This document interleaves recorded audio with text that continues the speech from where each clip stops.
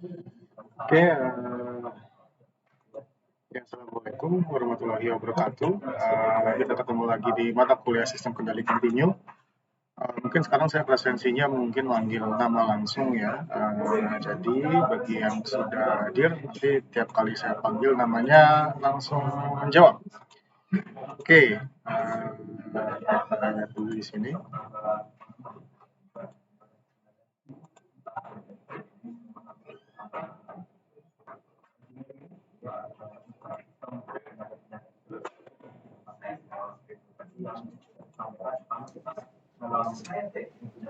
Oke, Sandi Redetua ada? Oke, nggak ada. Andreas? Nggak ada juga. Andre Juli Setiawan? Andri Pak. Oke. Hafiz Maulana Iman? Hadir, Pak. Oke. Doni Jonathan? Nggak ada ya. Faiza Adelia Putri Maharani? Faiza hadir, Kak. Oke. Fadil Yulisa Sarahmana? Hadir Pak. Oke. Kimastiar Putra Haning Tias? Oke. Ibnu Sandianugraha? Ibnu hadir, Pak. Oke. Muhammad Rizky Fadila? Hadir, Pak. Oke. Syehan Alfarezi? Hadir Pak. Oke. Ricky Ronaldo Hutagol? Hadir Pak. Oke. Yafi Adi Nur Rahman? Hadir, Pak. Yulian Taufik Anugrah? Hadir, Pak. Oke. Zaki Setiawan? Zaki hadir, Pak. Oke. Ajun Susilo Wardani? Ajun hadir, Pak. Oke. Muhammad Alizar Wafa? Hadir, Pak. Oke. Raihan Guci Yusri Putra? Rayhan hadir Pak. Oke. Zulfa Hamdi? Hadir, Pak. Oke. Afifuddin Jaya Laksana? Hadir. Oke. Aziz Relia Aksan? Aziz? Nggak ada ya. Sabita Amnar Kofar? Sabita hadir, Pak. Oke. Ananda Brilian Mukti? Hadir Pak. Oke. Muhammad Andito Rizky Pratama? Hadir Pak. Oke. Lalu Muhammad Zahid Al Ansori? Hadir Pak. Oke ya. Oke. Jadi memang saya sengaja presensi Pak, izin, Pak. Ya. Kenapa? Doni Jonathan hadir, Pak. Oke, Joni hadir.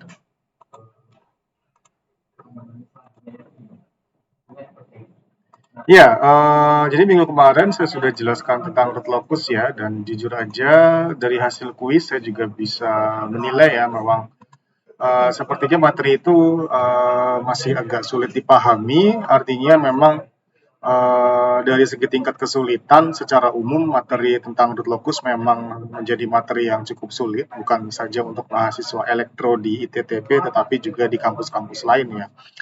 Memang karena analisis tentang root locus atau tentang kedudukan akar-akar itu sebenarnya cukup abstrak ya, kita bisa lihat di sini. Nanti saya akan juga kasih lihat contoh bentuk-bentuk root locus ya. Tapi kita akan coba mengerjakan soal-soal root locus yang sudah dibahas sebenarnya, tetapi kita sekarang fokus ke pengerjaan tiap soal. Kenapa? Karena sebenarnya kalau lihat dari MATLAB itu sebenarnya mudah. Kenapa saya bilang mudah? Karena kodenya mudah, tetapi saya tidak ingin Anda semua hanya bisa memberikan kode atau bentuk program di sebuah software atau di sebuah di sebuah piranti, lalu Anda tidak begitu memahami apa maksud dari gambar-gambar yang muncul di piranti tersebut ataupun juga arti dari program itu tadi ya.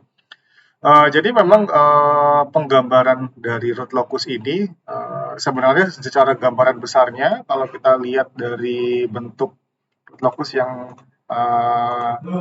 bisa dibentuk seperti ini misalkan ya. Ini kita bisa langsung dapatkan gambar root locus ini.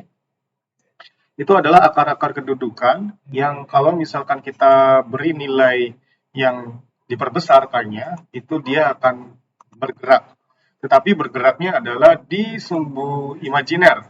Nah, pergerakan di sumbu imajiner itu secara umum memang agak sedikit membingungkan karena kita agak susah membayangkan fenomena fisisnya ya. Fenomena fisis pergerakan di imajiner itu seperti apa. Jadi nanti hari ini setelah saya menjelaskan tentang root locus lagi, soalnya nanti kita akan lihat bagaimana aplikasi root locus di MATLAB ya. Mudah-mudahan Anda sudah mulai familiar dengan MATLAB dan Anda juga sudah bisa untuk mensimulasikan program MATLAB yang sederhana. Ya, oke, ini kita lihat di sini ya. Oke, step. Lalu ada things di sini, ada scope. Dan nanti kita akan lihat apa sih maksud dari maksud dari gambar-gambar itu. Karena memang sangat abstrak ya kalau kita lihat dari gambarnya.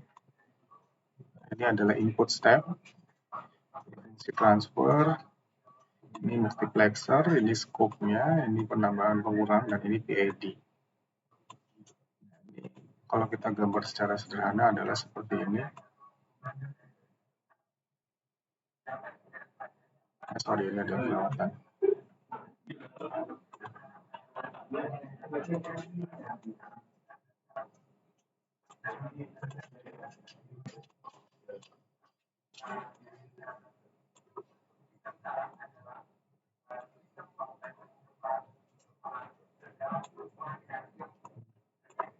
Nah, ini adalah sistem kendali secara umum. Kita lihat responnya.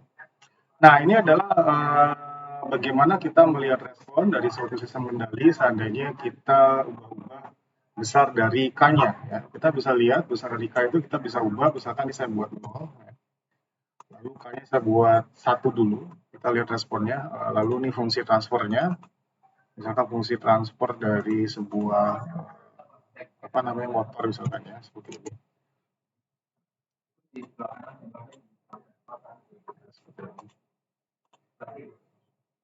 Buat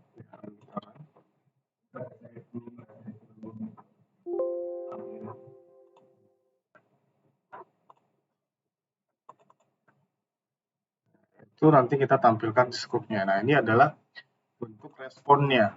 Apa maksud dengan bentuk respon ini? Kita lihat bagaimana nilai dari set point itu didekati oleh nilai hasil pengukuran. Ya. Oke, ini tadi ada. Maaf Pak, Ya. share screen-nya belum kelihatan. Oke. Ya, saya lupa share screen tadi. Oke. Kita lihat. Ya. Oke, kita lihat untuk untuk ininya ya. Jadi ini yang mudah-mudahan sudah terlihat ya. Ini adalah bentuk dari blok diagram di mana kita mau menggunakan pengendali PID. Ini adalah pengendali PID dan ini adalah rangkaian pengurang, di mana ini bisa dalam bentuk program ataupun bentuk dalam rangkaian pengurang menggunakan op-amp. Nah, kita mau melihat respon sistem berdasarkan jenis masukan pengendali PID yang bisa jadi berubah-ubah. Ya, ini saya ubah misalkan 100 ya. Lihat responnya. Seperti ini. Nah, ini kita lihat responnya adalah seperti ini. Apakah respon ini bagus? Tentu saja tidak, karena dia ada error steady state yang besar. Nilai yang kita inginkan adalah 1, nilai yang tercapai adalah 0,5. Ya, itu contoh error steady state yang besar. Lalu kita perbesar nilai P-nya. Saya buat jadi 5. Lalu kita lihat responnya. Nah, ini kita lihat error steady state-nya makin kecil, ya, tetapi masih ada. Jadi kita perbesar terus nilai K-nya. Nah, K-nya saya berusaha sampai 100 misalkan. Ini penguatannya 100 kali. Nah, kita lihat ternyata dia sudah mendekati nilai set point kita ya. Kita sudah mendekati nilai set point kita, tetapi ternyata masih ada osilasi di awal. Nah, ini kita lihat lagi bagaimana cara menghilangkan osilasi dengan error steady state. Kita ubah lagi, misalkan integralnya kita buat jadi 10 dan derivatifnya 10.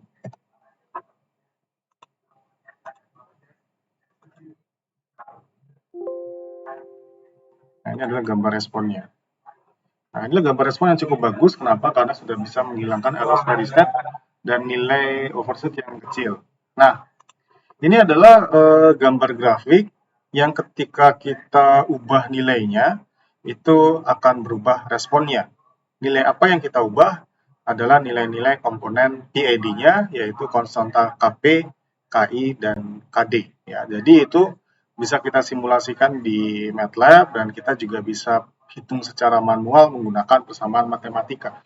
Tetapi memang yang jadi masalah adalah, oke, saya atau kita bisa melihat respon ini di sini, ya. Tetapi kita nggak punya bayangan tentang bagaimana pergerakan kestabilan sistem. Misalkan saya ubah integralnya jadi 100. Ya. Saya ubah integralnya jadi 100. Ya, ini jadi seperti ini. Ternyata sistemnya memang masih stabil. Ya. Ini kita cari contoh yang susah untuk stabil, misalkan seperti ini.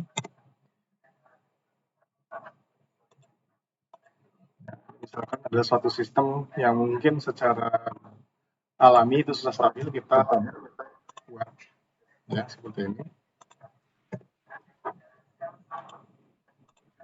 Ya. Kita perbesar ininya. Nah, ini adalah sistem yang tidak stabil karena dia berosilasi terus-menerus. Ya. Lalu bagaimana cara memperbaiki kestabilan sistem? Mungkin kita bisa ubah parameternya dengan cara menaikkan derivatif misalkan dan juga proporsional ya. Nah, kita lihat juga apa responnya.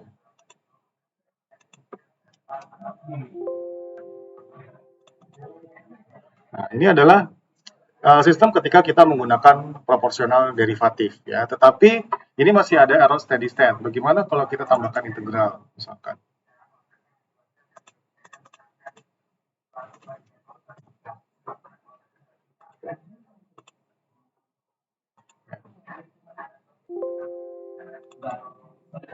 Nah, ini adalah contoh yang sistem yang diperbaiki menggunakan integral.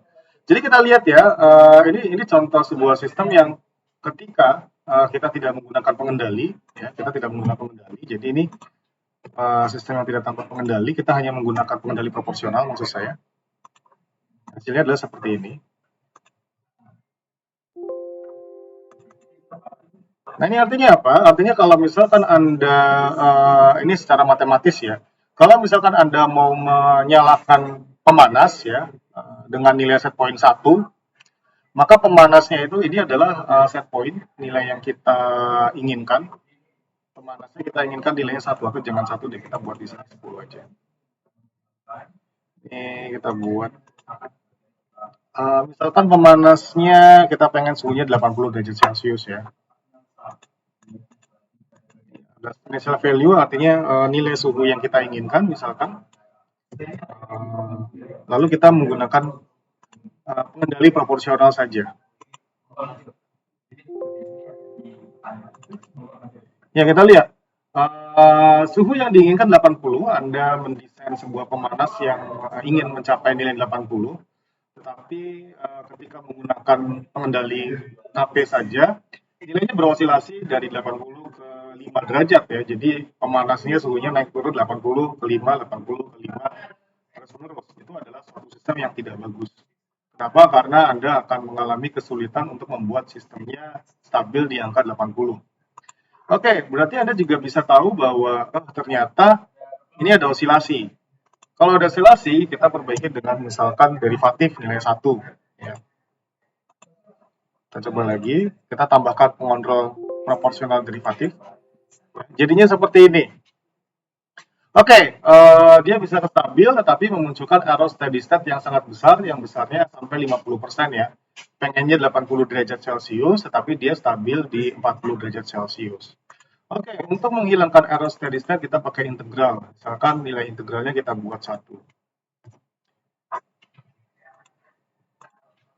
Kita buat integralnya 1, kita lihat lagi respon akhirnya.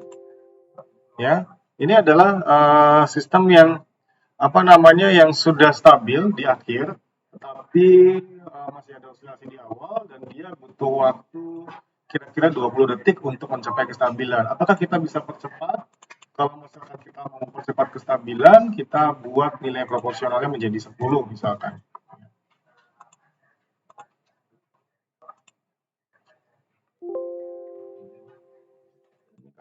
Nah, kita lihat, oh ternyata malah semakin berosilasi. Kalau gitu, mengecilkan osilasi, kita buat derivatifnya 10 juga, misalkan.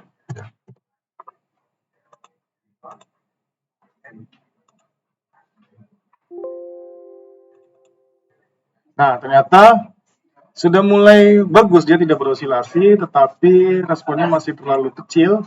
Kita buat KP-nya 100 misalkan, atau 50 dulu ya.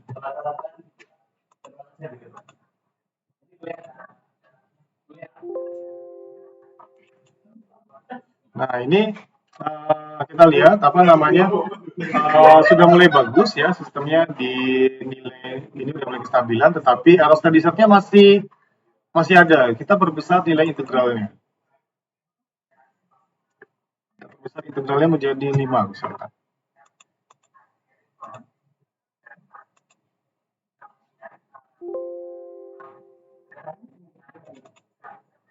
Nah, ini lebih bagus lagi ya. Artinya ini semuanya lebih bagus. Jadi pada saat Anda menyalakan pemanas, dia akan nyampe 95 derajat dulu, lalu dia perlahan turun sampai dia menuju stabil di suhu 80. Ya. Ini adalah sistem yang memang kita anggap sudah cukup bagus. Tetapi permasalahan utama adalah sebenarnya agak capek juga kalau kita harus menebak-nebak berapa sih P-nya, berapa I-nya, berapa D-nya. Kenapa? Karena secara umum kita sudah tahu bahwa P itu meningkatkan respon ya, mempercepat respon. Lalu integral itu dia akan menghilangkan error steady state dan derivatif itu dia akan mengurangi osilasi. Tetapi pertanyaan umumnya adalah P-nya harus berapa, I-nya harus berapa, dan D-nya itu harus berapa. Ya, kita tidak punya bayangan, kita menebak-nebak di dalam gelap tentang nilai-nilai P, I, dan D yang paling bagus untuk sistem.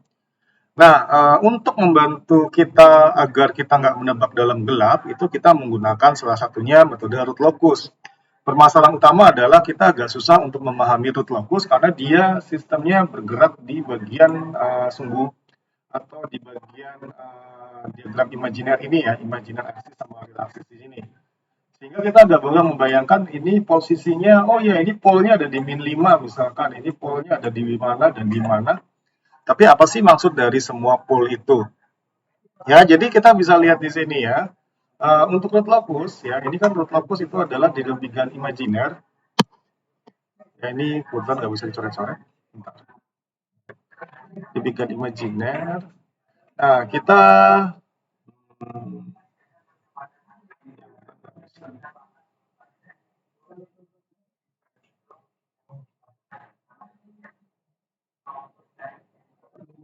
Oke, pokoknya dia seperti ini. Kita harus membuat sistemnya ada di sebelah kiri sumbu imajiner, di mana ini nilai realnya adalah ya antara 0 sampai minta hingga ya. Itu adalah sistem yang stabil. Kalau misalkan pada saat kita perbesar nilai K-nya, jadi ketika kita melihat suatu sistem secara umum, di dalam pool ini ya, pool itu adalah penyebut. Ketika kita perbesar K-nya, dia akan bergerak ke arah tertentu. Untuk kasus ini, ketika poolnya ada di min 5, ini gen itu K, penguatan, kita perbesarkannya, dia makin ke kiri, makin stabil. Untuk pool yang ini. Tetapi masalahnya ada pool yang sebelah sini dan sebelah sana juga. Ya. Di mana kita perbesarkannya, dia akan menembus, menembus bagian kanan dari sistem. Di mana bagian kanan dari sistem itu adalah sistem yang menuju ketidakstabilan, ya, menuju ke tidak stabilan. Jadi kita bisa lihat di sini itu dalam sistem ini kita nggak akan bisa membuat sistemnya stabil ketika K-nya di atas 30 ya. Kita lihat ketika K-nya di atas 30 itu dia sudah berada di sebelah kanan sistem. Ya. Di sebelah kanan sistem. Nah, jadi kalau misalkan K-nya di sebelah kanan sistem berarti sudah nggak stabil. Walaupun K di sini 30 makin stabil, tetapi kita harus menggunakan logika N di sini. Untuk semua akar kedudukan, ketika K-nya kita perbesar, itu semua harus berada di dalam rentang kestabilan. Ya.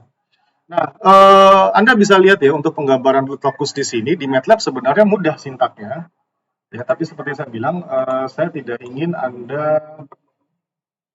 Ini cuma dua baris ya. Sys transfer function, ya ini adalah numden-nya, fungsi transfernya, dan ini adalah perintah kita menggambarkan root locus ke MATLAB, root locus 6 ya. Dan ini langsung muncul gambar ini. Fungsinya apa? Biar kita tahu kita memiliki gambaran nilai-nilai K mana yang kira-kira akan membuat sistemnya bagus atau tidak. Kenapa? Karena tadi kita sudah lihat ya, kita coba-coba nilai K, kita coba satu-satu, itu kebetulan untuk kasus ini dia masih simple sistemnya. Jadi kita masukin asal aja, itu sudah dapat respon yang paling bagus ya. Ini respon yang bisa dianggap paling bagus seperti ini. Ya, maksudnya dikit, lalu dia error steady state-nya juga sangat-sangat kecil atau mulai hilang ya pada saat nilainya sudah di atas 20 atau 25 detik. Tetapi proses untuk mencari nilai yang paling optimal itu yang menyusahkan. Sehingga kita menggunakan root locus untuk apa? Untuk bisa memperoleh nilai yang paling optimal untuk keadaan-keadaan tertentu. Ya, proses penggambaran root locus kalau memang sudah sudah terbiasa, kita menggunakan MATLAB ya. Kita menggunakan MATLAB dan proses ini yang paling penting adalah analisisnya. Analisisnya itu harus di sebelah kanan atau di sebelah kiri. Yang paling stabil itu adalah letaknya di sebelah kiri. Tapi kita nggak akan bisa nggak akan bisa menggambarkan ini di MATLAB kalau kita nggak tahu apa sih prinsip dari penggambaran root locus secara manual. Oke, sekarang kita lihat ke contoh soalnya ya. Jadi di sini ada sistem kontrol temperatur boiler dengan pengendali proporsional K, di mana nilai pengendalinya untuk nomor A dan B itu hanya proporsional aja ya. Kita udah lihat tadi ya untuk contoh kasus yang yang tadi ya, kita harus dapat nilai pengendalinya. Nah, di sini kita akan menggambarkan root locusnya berdasarkan input step 1/S dan pengendali proporsional untuk sistem kontrol boiler yang memiliki fungsi transfer 1/S tambah 1 dikali S tambah 5 ya.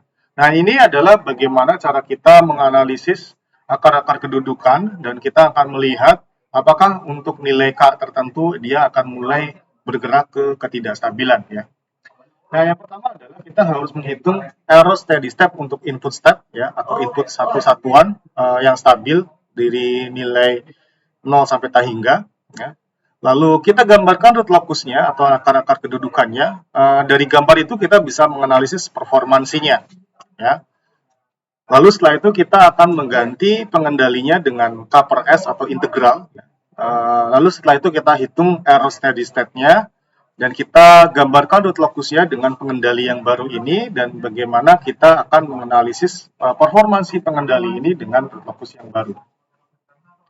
Oke, kita lihat di sini ya untuk error steady state. Sebenarnya kita bisa melihat ya di sini adalah besar limit S menuju 0 dari S dikalikan ES ya. Ya, limit S menuju 0 dari S dikalikan ES. Ya, tetapi artinya apa di sini? Artinya adalah kita itu harus mencari ES ya.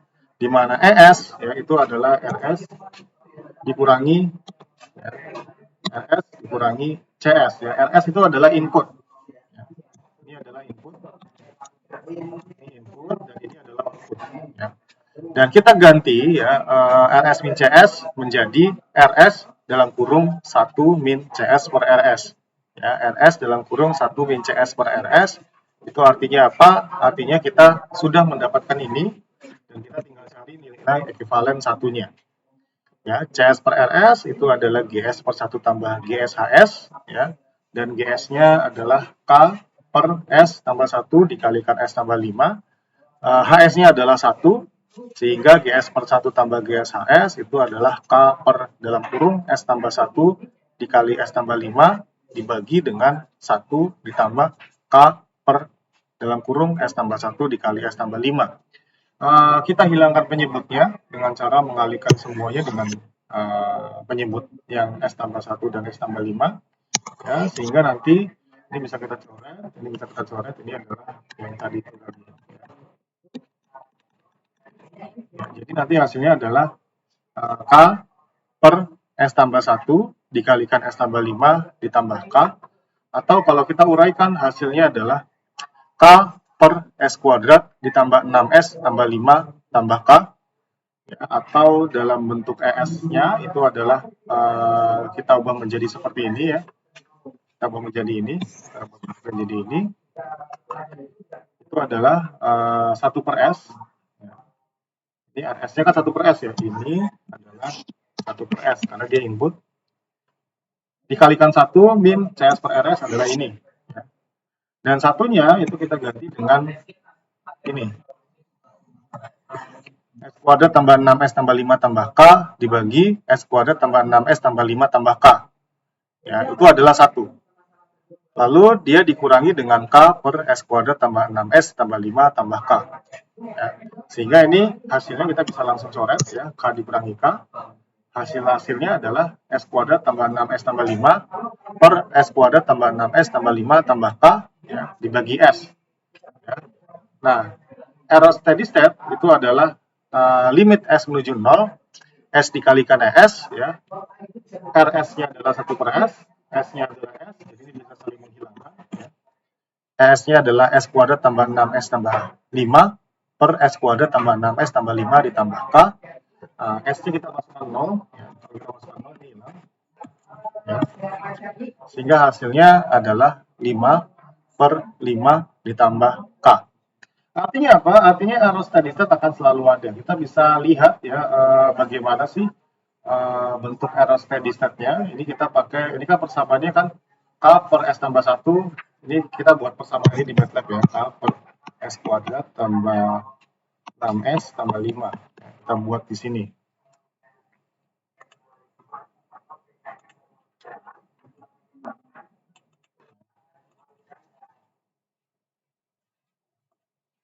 Ini 6S tambah 5. Ya, tadi kita hitung nilainya adalah ya S kuadrat tambah 6 tambah 5. Ya. Baik. Kita lihat contohnya di sini hasilnya apa. Dan ini kita buat, ini masih K, jadi integral sama derivatifnya 0. Ini kita buat misalkan 1. Kita buat nilainya 1. Nah, kita bisa lihat ini misalkan apa namanya nilainya 1.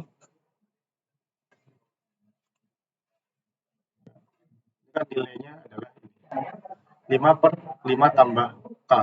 Ya. Jadi, kalau misalkan K-nya 1, ini saya mungkin ganti jangan 80 deh. Mungkin ganti dengan angka yang lebih enak, 10. Atau 100 deh. Kita lihat ya. Ini, dia targetnya 100. Kenyataannya adalah 18 atau sekitar 18 ya, atau 16 atau berapa ya. Nah, kita lihat ya, error steady state-nya ini kalau misalkan K-nya seperti 1, kita lihat itu sama dengan 5 per 5 ditambah 1 sama dengan 5 per 6, itu sama dengan 83,3%. Ya. Sehingga kita bisa lihat di gambar ini, bahwa ini adalah error steady state. Ya. Ini nggak usah digambar sih ya. Oke. Ini adalah error steady state. Nilainya adalah 83,3. Jadi ini saya bisa tebak nilainya itu adalah 16,7, 16,666. Ya. Ini 16,66. Yang diinginkan 100, yang tercapai adalah 16,66. Berarti errornya adalah 83,3 per 100. Ya. Itu besar sekali. Namun kalau kita perbesar, ya kita perbesar nilai K-nya, kita membesarkannya ya, pengendali proporsional ya. Saya buat menjadi 5 misalkan.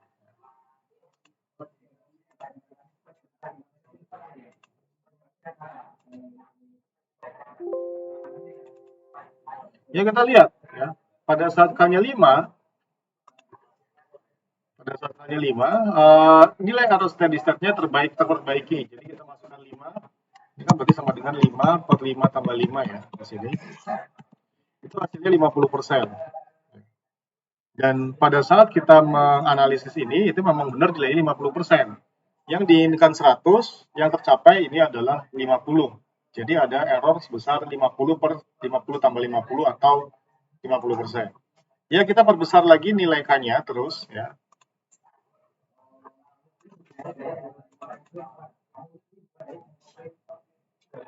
Misalkan sekarang 10 ya. Yang kita perbesar terus.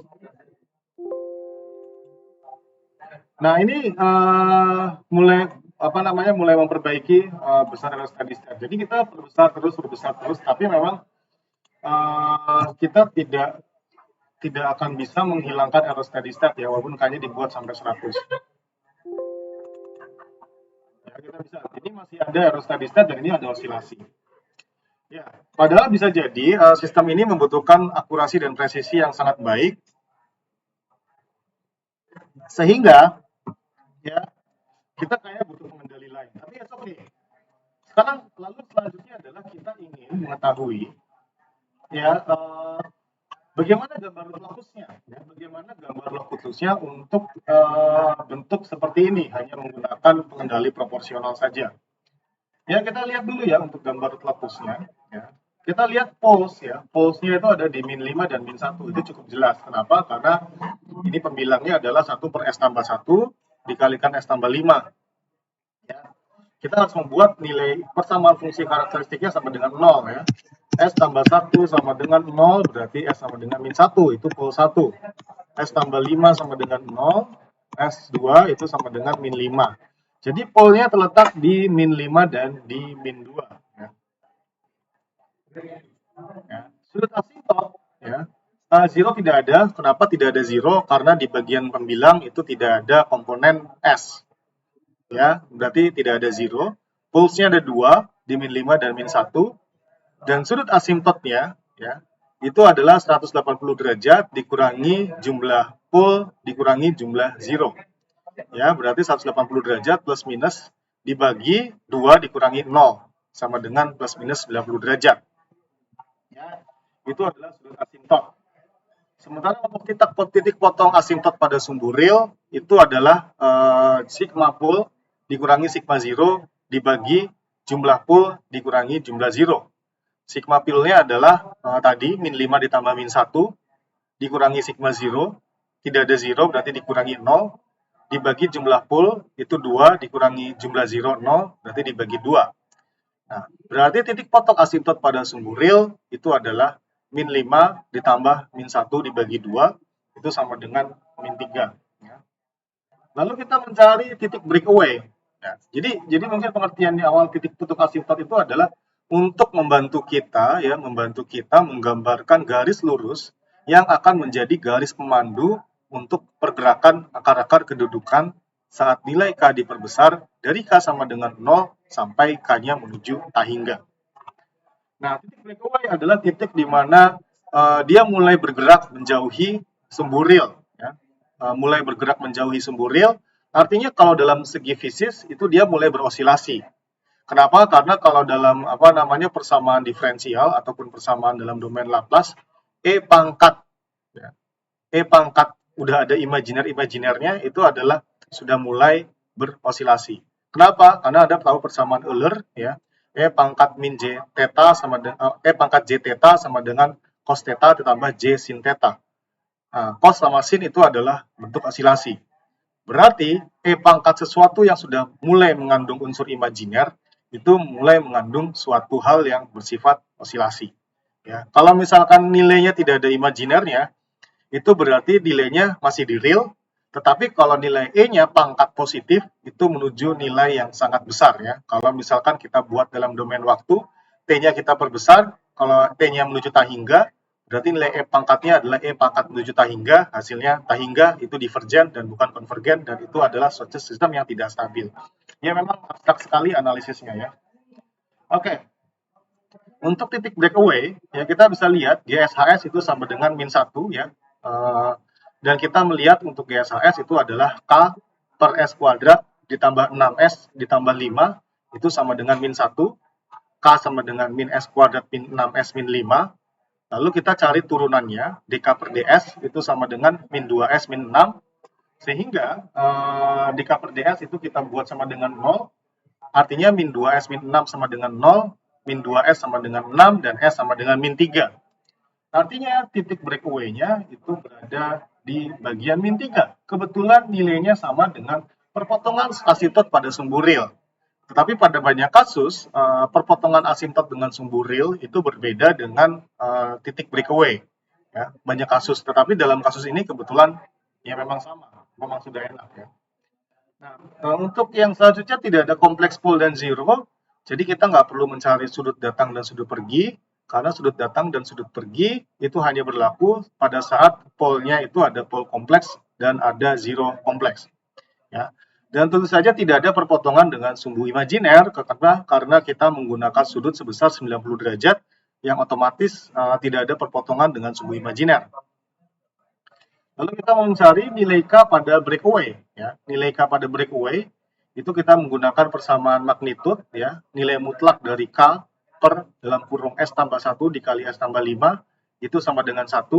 Kita masukkan S-nya sama dengan min 3, ya. Ya, min 3 berarti K per min 2 kali 2 sama dengan 1, K per min 4 tanda mutlak sama dengan 1, sehingga K sama dengan 4, dari K per min 4 sama dengan min 1, K sama dengan min 4 kali min 1.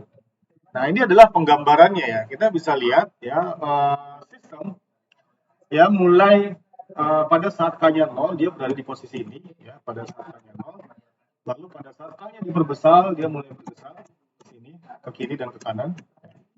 Lalu pada saat nilainya di posisi 3, dia mulai bergerak ke atas dan ke bawah. Artinya apa? Artinya dia mulai breakaway.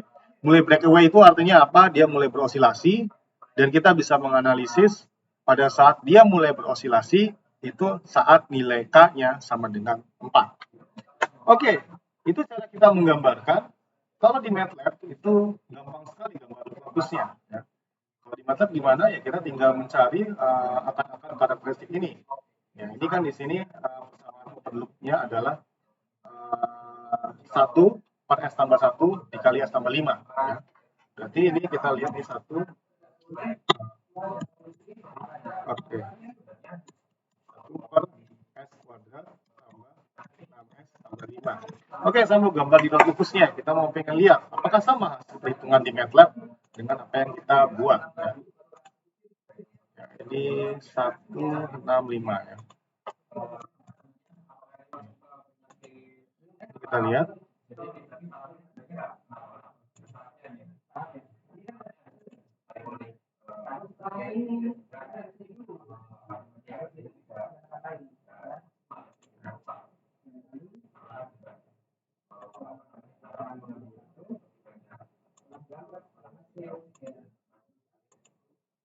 Oke, kita lihat.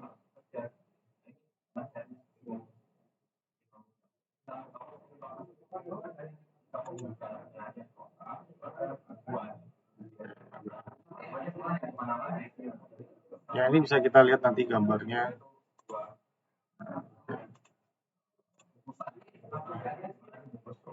Ini kita bisa lihat di copy.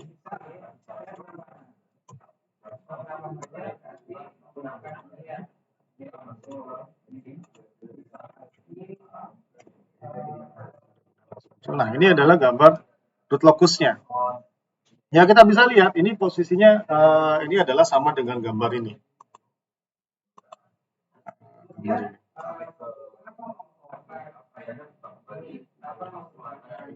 Ini gambar ini sama dengan ini. Open saja ini lebih rapi ya.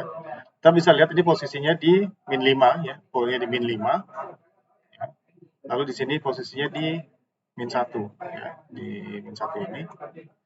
Dan ini adalah posisi pada saat gainnya 0. Ketika kita perbesar nilai gainnya, ya, yang kita perbesar nilai gainnya, dia akan bergerak ke kiri dan ke kanan.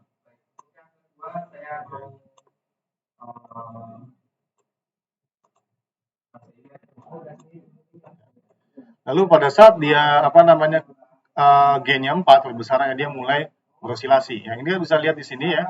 Overshoot itu artinya dia osilasi, dampingnya 1, faktor dampingan masih 1. Nah, ketika dia mulai ke apa namanya? Mulai membesar kan ya, maka nilai akar-akar kedudukannya mulai bergerak ke bagian imajiner. Pada saat itu mulai terjadi overshoot atau osilasi. Ini adalah gambar root locusnya. Sekarang kita mau lihat bagaimana kenyataannya di bagian sini ya. Misalkan, oke, kita buat satu dulu.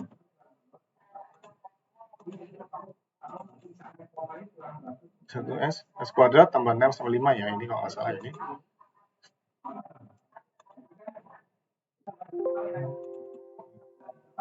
Ini seperti kita lihat ini masih apa namanya? Masih belum menuju kestabilan.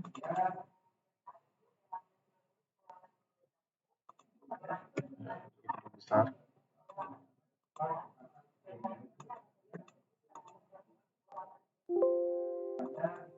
Ya, ini masih apa namanya?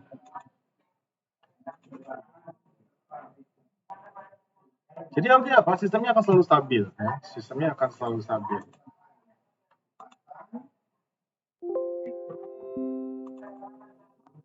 Ya, ini sebenarnya udah mulai osilasi, tapi nggak kelihatan sekali.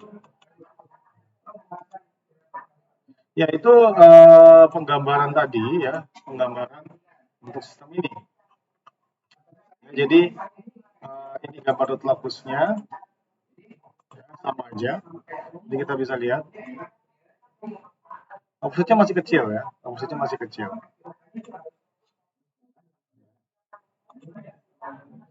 Gen 11, offsetnya masih 2%.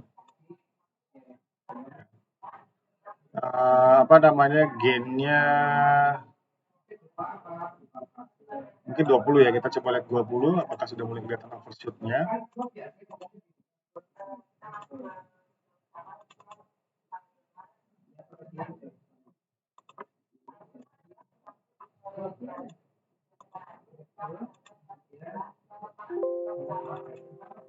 Ya, ini udah mulai ada overshoot-nya. Ya, jadi Anda bisa lihat ya, ini arus steady-nya masih besar, masih ada overshoot-nya, tetapi masih stabil ya, diperbesar berapapun sistem stabil. Kita buat 1000 ya.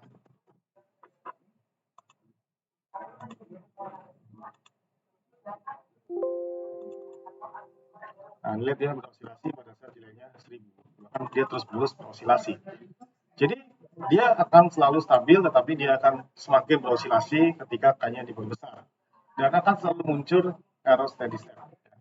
Nah, ini yang jadi permasalahan adalah bagaimana cara menghilangkan error steady state tadi. Ya. Cara menghilangkannya adalah dengan mengganti pengendalinya dengan pengendali integral. Ya. Pengendali integral itu persamaannya adalah ini ya, K per S dalam kurung S tambah 1 dikalikan S tambah 5. Jadi kita apa namanya, kita gunakan ini saja, apa namanya, biar gampang ya, biar gampang. Saya andaikan ini kita tambahin ini 1. Ya, jadi ini sama aja sebenarnya nanti. Ini adalah sistem, nanti kita gunakan gen integralnya di sini. Gen integralnya di sini.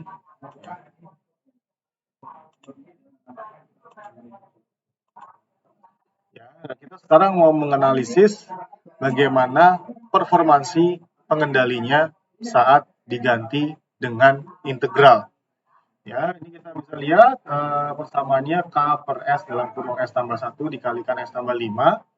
Kita hilangkan nilai dari penyebutnya, jadi kita kalikan atas dan bawah dengan ini. Ya, kita kalikan dengan S dalam kurung S tambah 1 dikali S tambah 5, sehingga ini bisa dihilangkan, bisa dicoret. Ya, ini langsung dikalikan S tambah 1, S tambah 5. Ya, itu nanti hasil akhirnya adalah ini, K per S dalam kurung S tambah 1 dikalikan S tambah 5 ditambah K. Nah, ES itu sama dengan RS min CS, sama dengan RS dalam kurung 1 min CS per RS ya. Kita buat ini ya, ini kan apa namanya, bisa kita coret ya K-nya.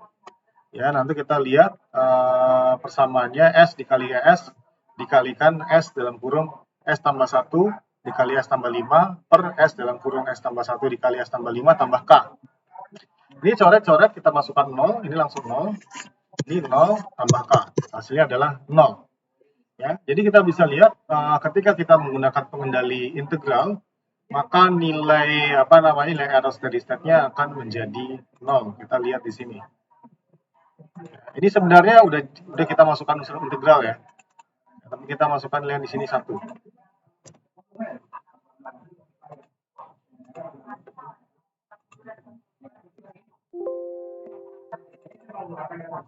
Ya. Ini artinya apa? Artinya ini sudah tidak ada nilai error steady state. Ya. Sudah tidak ada error steady state ya, karena kita sudah menggunakan integral tadi. Integralnya tadi langsung saya masukkan di sini. Ya, ini S pangkat 2 tambah 6 S pangkat 3 tambah 6S tambah 5 S pangkat 3 tambah 6S kuadrat tambah 5S tambah 0 ya. Itu sudah dalam bentuk integral. Jadi saya nggak masukkan lagi integral di sini. Ya. Berarti itu sudah bisa menghilangkan error steady state. Tapi kita ingin bagaimana penggambaran sistemnya pada saat kita menggunakan root locus ya. Pada saat kita menggunakan root locus. Nah, kita lihat lagi ya. Untuk bentuk seperti ini ya, poolnya itu ada 3 sekarang. Satu di 0, satu di min 1 dan satu di min 5. Kenapa poolnya bisa ada 3? Karena kita bisa lihat di sini ya, penyebutnya. Ini S sama dengan 0, S tambah 1 sama dengan 0, berarti S sama dengan min 1, S tambah 5 sama dengan 0, S sama dengan min 5. Ya, berarti ada 3 pool.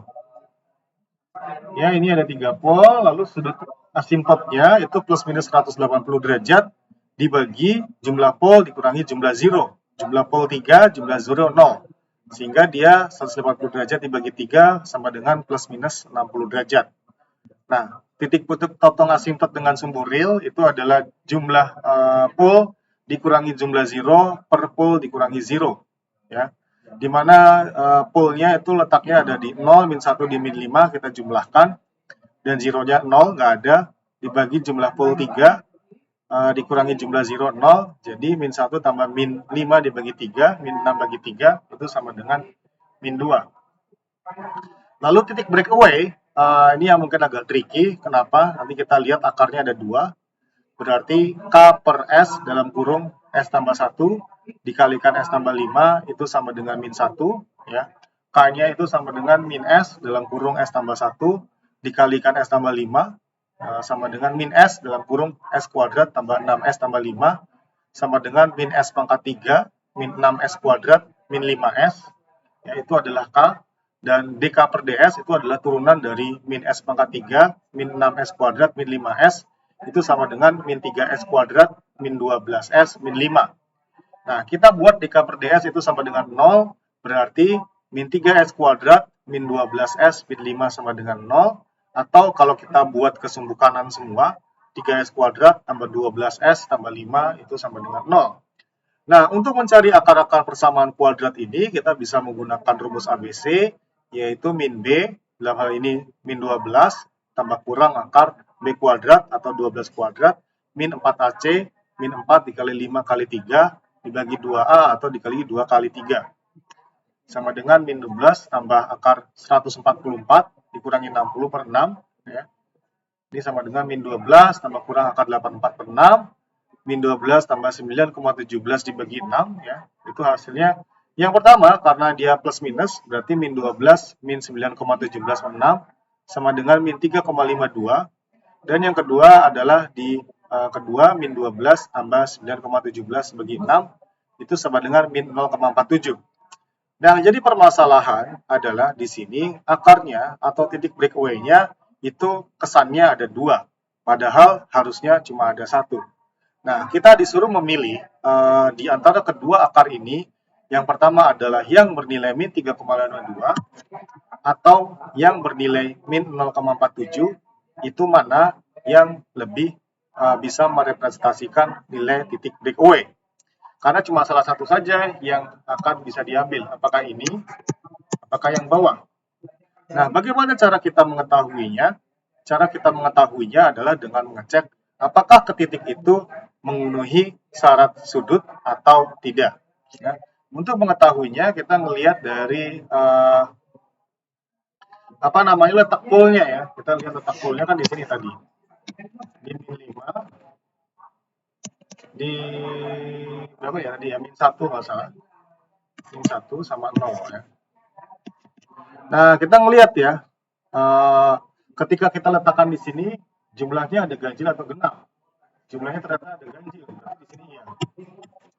Nah, di antara min 5 dan min 1, kita lihat sebelah kanan, jumlahnya ada berapa ganjil atau genap.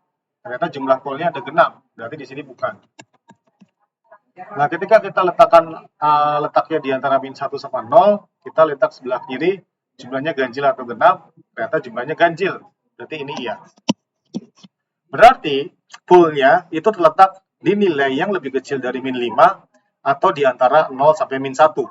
Sehingga nilai ini jelas kita tidak bisa nyatakan sebagai titik breakaway karena dia di luar kepatutan atau kewajaran karena terletak di antara min 1 dan min 5.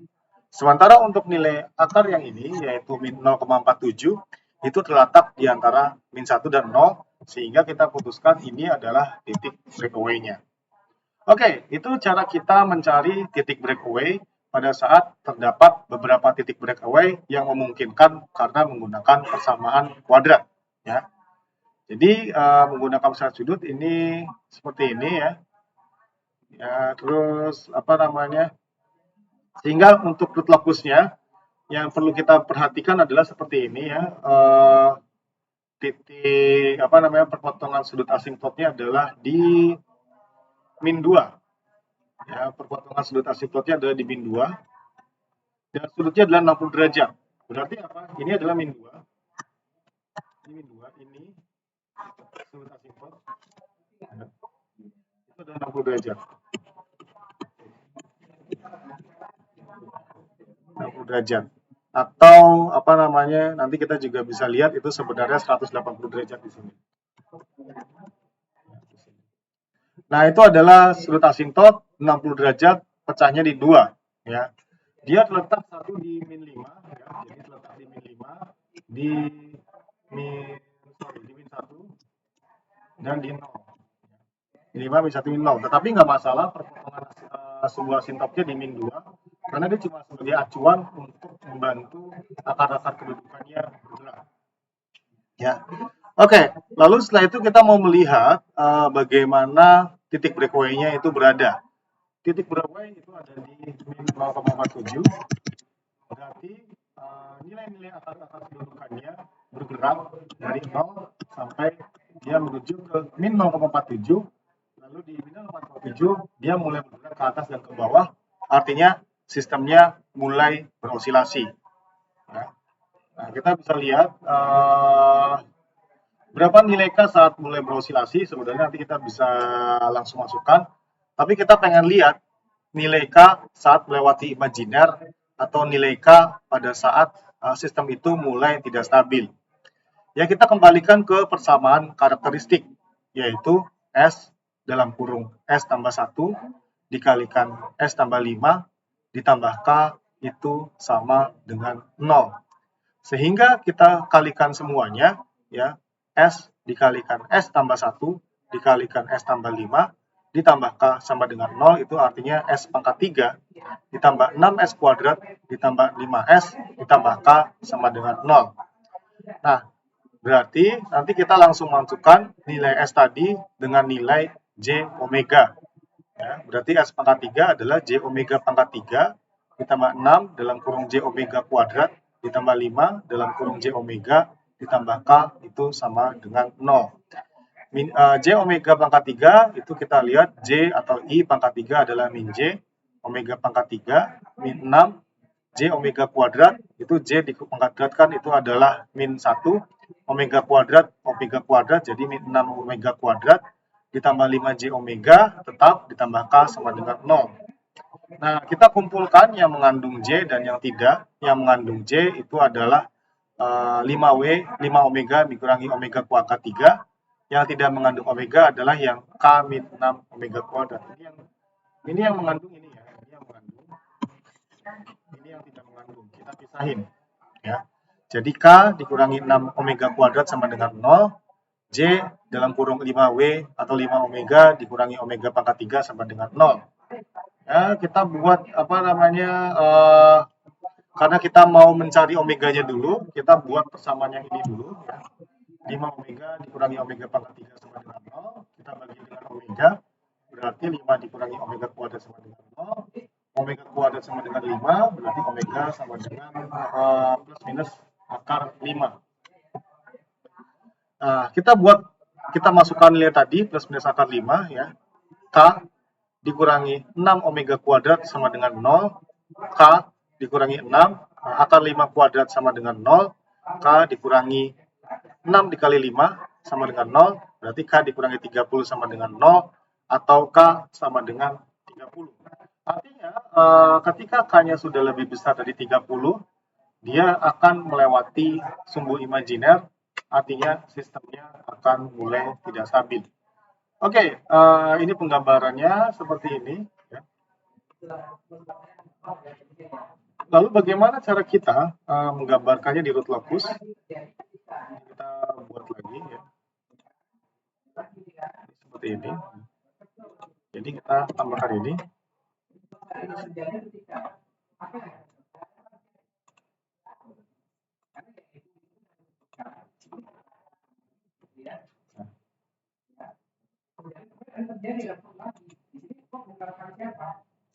Ini adalah bentuk-bentuk persamaannya.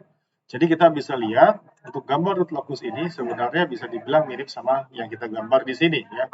Ini di min 5, di min 1 sama di 0. Jadi kita bisa lihat di sini.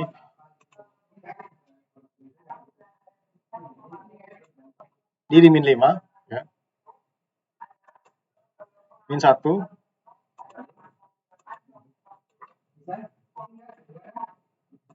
Satu sini nah itu dan satu lagi di 0 ya.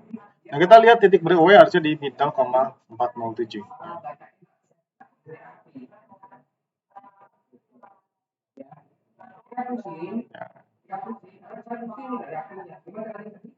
47 ya, di 0,47 kita lihat ini tadi sudah kita hitung ya di 0,47 dia udah mulai bergerak ke atas. Nah, caranya gimana? Tandanya apa? Tandanya dia udah mulai ada J-nya. Tambah J. Nah, itu tandanya dia mulai berosilasi. Ya, ini kita lihat juga, outputnya udah mulai besar. Dia langsung besar. Ya. Dan ketika sudah melewati K itu di atas 30, dia outputnya udah di atas 100%. Nah, itu bagaimana kalau kita gambarkan di sini juga? Ini K-nya kita perbesar sampai 30.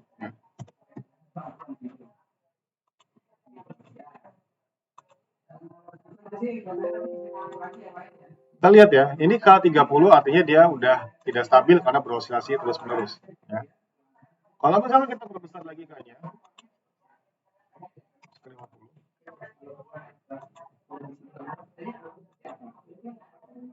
ini kita bisa lihat ya, ini nggak stabil, dia makin lama makin membesar ya, sudah sangat tidak stabil. Sehingga kita bisa lihat K harus dijaga di bawah nilai 30 ya. Tapi kita nggak tahu kan kalau misalkan kita coba-coba secara manual seperti ini ya. K20 nilainya seperti ini.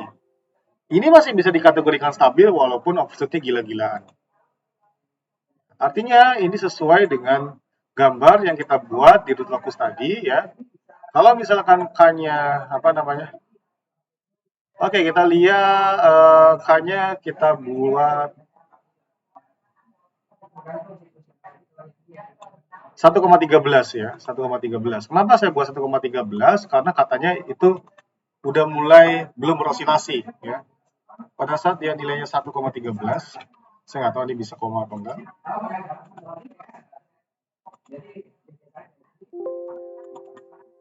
Nah, ini masih belum berosilasi. Tetapi ketika saya ganti, misalnya ganti dengan 2 saja.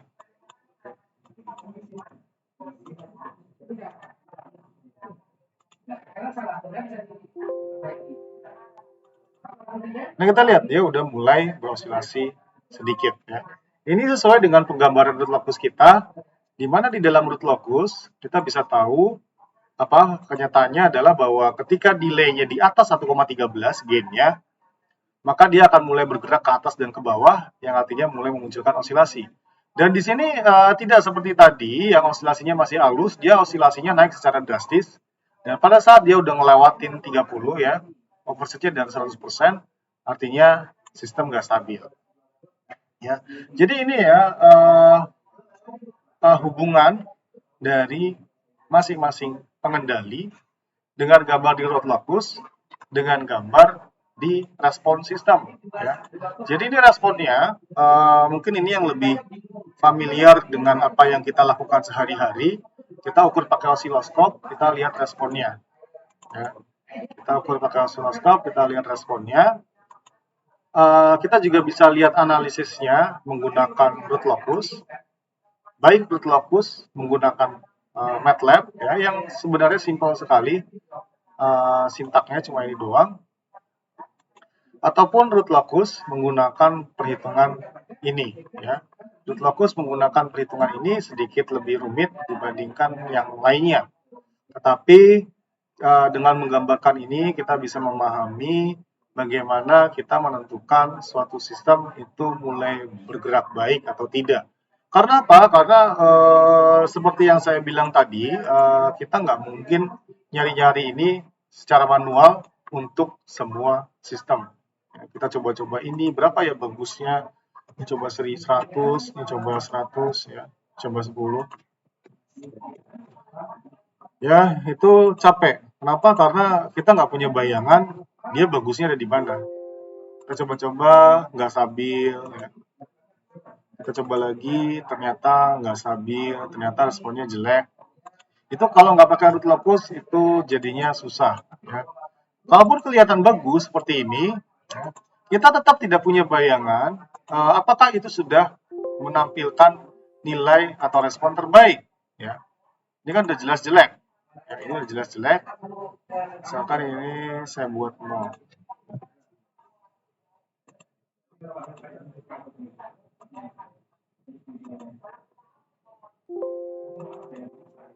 Nah, ini mungkin bagus, tapi apakah ini yang terbagus? Kita nggak tahu.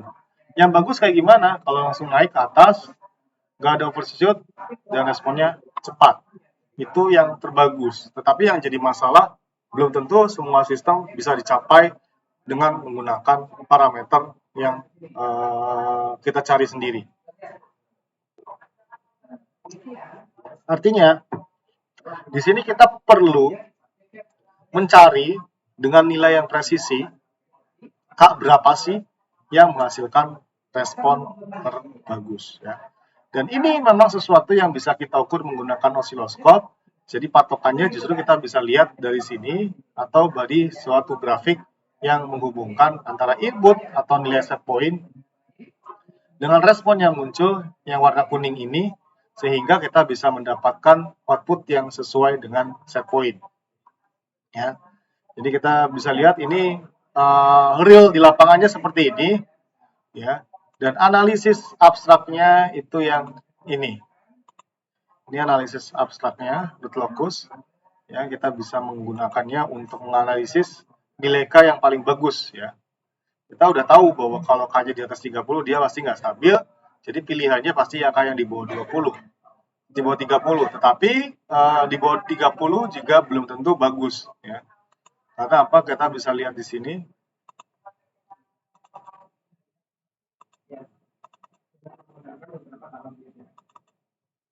Misalkan 25. Ya. Nah, ini kan sebenarnya stabil. Tapi apakah ini bagus? Kayaknya enggak. Kenapa? Karena dia berosilasi sampai detik ke 30 atau 35. Kita butuh analisis lain. Sehingga dari gambar ini kita bisa tahu, oh yaudah kalau gitu, K-nya di sini aja ya. K-nya misalkan di overshoot-nya sini kecil ya. Ini kita lihat, oh K-nya di 2 aja ya. K-nya di 2 aja misalkan.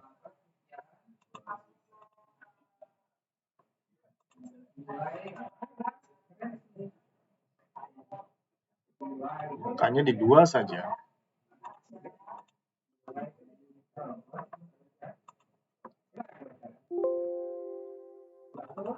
Nah, ini bagus ya.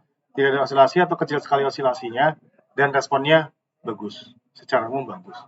Dan kita bisa langsung lihat itu ketika kita menggunakan root locus ya. Kita bisa lihat, oh di sini kayaknya bagus. Kenapa? Karena walaupun gainnya nggak terlalu besar, tetapi dia osilasinya juga nggak akan besar dan dia masih stabil di bawah 30. Dengan menggunakan root locus kita punya bayangan terhadap respon terbaik yang perlu kita buat untuk mendapatkan parameter KP, KI, KD yang paling kita inginkan agar sesuai dengan output yang paling bagus. Itu prinsip dari sistem kendali otomatis ya. Kita mencari konfigurasi pengontrol yang akan menghasilkan respon terbaik untuk jenis plan apapun dan itu bisa dianalisis menggunakan akar-akar kedudukan atau root locus ya. Tetapi memang ketika kita melakukannya secara manual itu kayaknya panjang langkahnya. Ya itu ya, jadi itu adalah pembahasan kita terkait bagaimana cara menggambarkan root locus dan di sini saya ingin menghubungkan analisisnya dengan saat kita menggunakan MATLAB Simulink secara langsung dan menggunakan penggambaran root locus di MATLAB. Ya, jadi dari sini saya sih mengharapkan Anda sudah mulai punya bayangan terhadap apa sih yang dimaksud dengan root locus, lalu apa hubungan dengan teorema root yang kita pelajari 2 minggu yang lalu, atau bagaimana cara kita menganalisis kestabilan menggunakan root locus, atau bagaimana kita bisa menentukan K mana yang paling bagus berdasarkan gambar root locus saja. Karena apa? Karena terus terang memang ini sangat abstrak. Ya, minggu kemarin kuis kayaknya nggak ada yang di atas, ya nggak ada yang bagus nilainya.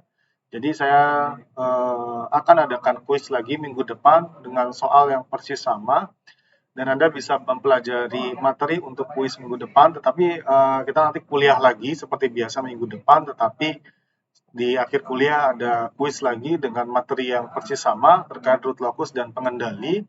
Dan Anda bisa mempelajarinya menggunakan file-file yang saya share ataupun juga dari dari link video yang juga sudah saya share ya, yang minggu kemarin juga sudah saya share di YouTube. Anda bisa akses dan lihat sehingga paling tidak saya mengharapkan karena memang materi ini cukup sulit ya, jadi Anda bisa memperoleh bayangan sebenarnya root locus itu apa dan cara penggambarannya apa, dan dari penggambaran itu bagaimana cara kita menganalisis letak-letak K atau akar kedudukan yang paling sesuai ya.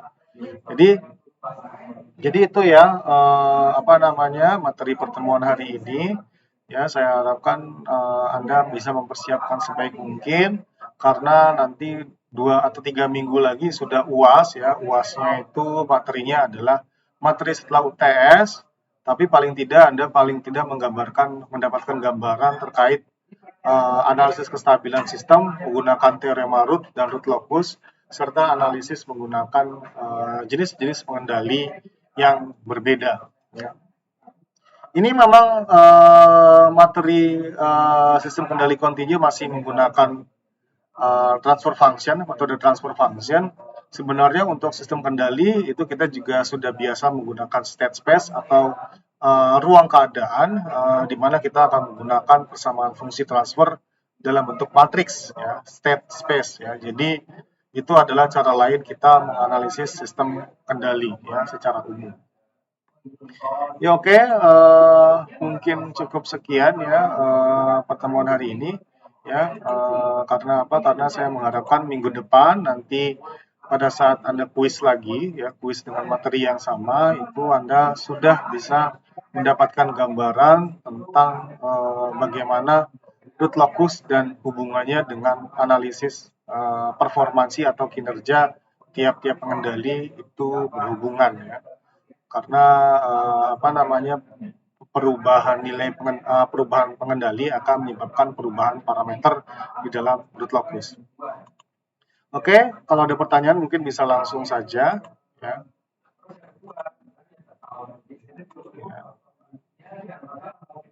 Oke, kalau tidak ada pertanyaan, mungkin nanti saya akan share lagi